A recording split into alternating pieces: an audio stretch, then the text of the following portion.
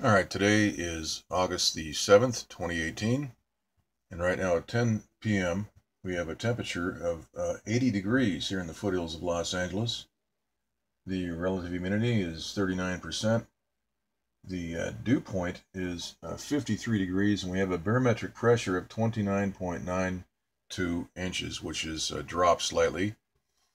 And right now we're looking at the Central Pacific, the Hawaiian map. We see Hector. This is Hurricane Hector, a Category 4 system, which is inching ever so slightly to the west-northwest. If we put the grid on, we can see that the system is just, well, actually, it's right now it's traveling due west, but earlier today it was tracking just slightly to the west-northwest.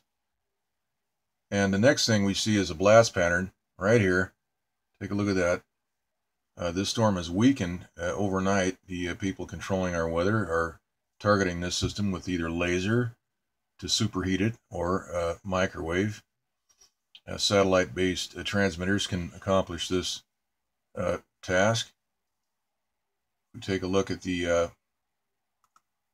visible light map here. We can actually see what's happening. And if we scroll through the loop slowly, we can see that the eye wall is disrupted right there.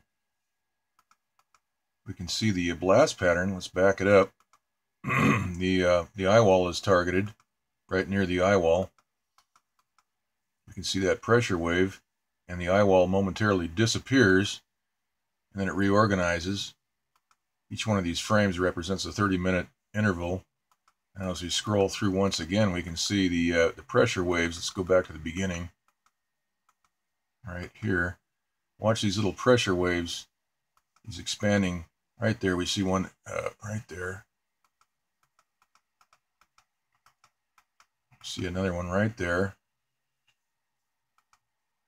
Now we start to see some more intense targeting.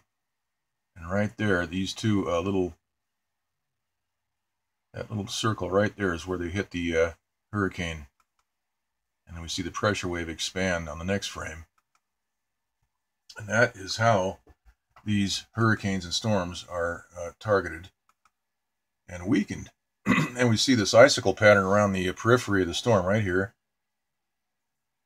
And that is the result of the rapidly expanding water vapor shooting out radially from the center. And that causes these pressure waves, these shock waves. And once again, that disrupts the convective process in the storm, and which weakens the central pressure. So if we look at the hurricane map here, we see that the pressure is dropped, or rather risen, risen. Pressure is risen. The storm is weakened. So we're now at 952 millibar. I think last night it was around 938 millibar or something like that. I can't remember. And the sustained winds were at 155 miles per hour. And we have westbound movement at 16 miles per hour. And overnight, this system here, this was 13E. Yesterday, this is now Christy, which is a tropical storm generating 50 mile per hour winds, central pressure of 1,002 millibar, moving west-northwest at 8 miles per hour. Now, if we go back to the East Pacific, we can see that John is now a Category 2 system with 105 mile per hour winds, central pressure of 969 millibar, moving northwest at 10 miles per hour. Let's take a look at John's track once again. And we can see that it's going to move up the Baja Peninsula. By Friday, it'll be turning out to the west. This will be steered by high pressure installed up in this area. So up in the Los Angeles and Southern California area, we have 100-degree temperatures, very hot temperatures, and then of course the high pressure that's going to be installed up here will prevent this system from moving in and delivering rain. All right, let's take a look at some of these other maps. We have the Northeast Pacific Water Vapor Loop.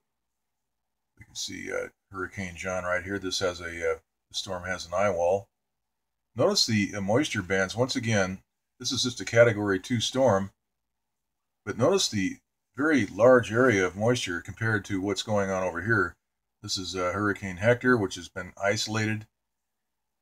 They're running this by the Hawaiian Islands. They're putting on a show, and the people controlling our weather are steering this thing right along the islands. I don't think it's going to hit the way it's moving right now. It's very well truncated. The moisture is all being evaporated by this area of high pressure. And notice also there's a very large margin built in here. This this is a barricade preventing anything from this low pressure here. This is a gigantic, we've got two low pressures. This is a surface to upper level low right here, which is still stationary, parked in place. This should be dropping down and helping to put the fires out. I don't know if Jerry Brown is able to connect any of these dots, but we've got a huge weather system here, which should be moving someplace. It's been sitting here now for about 3 days, and Jerry Brown is unable to connect dots. He's just, I don't know what his problem is. And the entire California legislature as well. These people are just basically brain dead. You cannot speak to them unless you're speaking their language. You know, dingbat. I don't speak dingbat, but these people are dingbats, and they don't understand what's going on here. We've got weather manipulation going on. Look at here. We have this is a low pressure system right here, a dry low right adjacent to a hurricane. You can see water vapor flowing, attempting to flow into this vortex right here. But this has been squashed as to prevent both of these from merging. So this is just a dry, looks like a dry upper level low right here. We've got thunderstorm activity right over the Arizona border with Mexico. So we've got rain opportunities to the south and to the northwest, and we can't get rain. We've got fires burning out of control. We've got a corrupt FBI that should be investigating what's been pointed out in the more than 800 videos on this channel. That's not being done. See that blast pattern right here? Look at this. Okay, we saw that. That's a pretty good, that's some good evidence right there, what's happening. So the people on the Big Island should be prepared because at any time this storm could be steered right into the Big Island, and they could run it right over all these islands. We just don't know what's going to happen.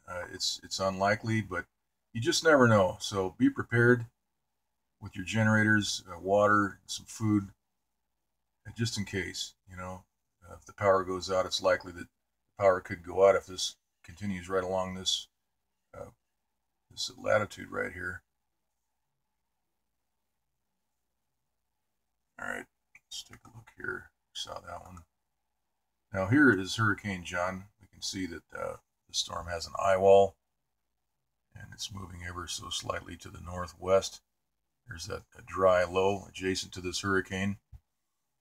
We can see some of the moisture here attempting to get into that low pressure from right here and also up here to the north.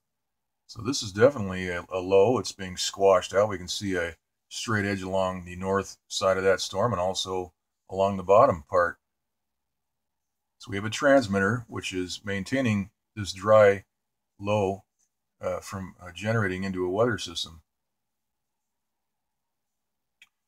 Okay, now there is a, let's take a look at the hurricane map once again, and out on the Atlantic, go to the Atlantic, we can see that there is, you know, Debbie, that formed yesterday, I believe, which has maximum sustained winds of 40 miles per hour. Now, this storm's just going to hook around and move out to, I believe it's, yeah, just do a U-turn and head out to North Atlantic, so there's no threat there. All right, let's look at these pressure maps. We have this surface low. This is the weather system that's been parked right off the northwest coast for about 3 to 4 days. This was a gale force system generating 20-foot seas in this area. So this has been parked here. It's not moved. It's been parked there, and that's where it stays as long as these weather controllers want to let it sit there. This should be moving in, delivering cool weather and rain. We've got a hurricane that's moving up. We've got rain opportunities. Everything is being squashed by these terrorists controlling our weather. And if you don't think that our weather is being controlled, I've got some swampland to sell you. It's just ridiculous to discount what's actually going on. If you believe what you're hearing on television, on the mainstream media, they won't even discuss the fact that chemtrails are being sprayed in the skies. We're able to forecast the chemtrail spraying here on this channel and have been for 3 years. The chemtrails are sprayed at specific times, and they are sprayed ahead of incoming moisture fields. This is stationary, so this is not moving in. We probably won't see any aerosol activity until probably tomorrow as this starts to move in. It looks like everything is blocked. We've got a high right here. We have smoke in the air from the fires, but no jets upspraying. Here's the 500 millibar map. We see this closed low. We see the closed low at the surface level here. Let's go to the 300 millibar map, and we really see a lot of closely spaced isobars. So this is could be a very powerful system. We can see the squiggly lines over the southwest. That indicates the satellite transmitters at work maintaining the high pressure. We have turbulence along this isobar here, high and low pressure all mixed together, and that's why these are all jaggy. That is not a computer anomaly. And right here we see this jaggy, this high right here, same thing. We've got Hurricane John indicated right down here. Okay, so we've got actually a surface low. Looking at the surface map, once again we have lows here and here at the surface level. At the 500, we have highs stacked right on top of those lows. Amazing. So there's no lift because these have been installed, these high pressure areas, which prevent the lift from these lows, and that will prevent any sort of weather that we need, possible chances for precipitation, thunder showers, all that are being stopped. And Jerry Brown and his collection of idiots better start connecting these dots, because the climate change narrative, the CO2 narrative, is baloney. It's garbage. All right, so that's it. We will leave it right here and try to get another one done tomorrow. Okay, that's it.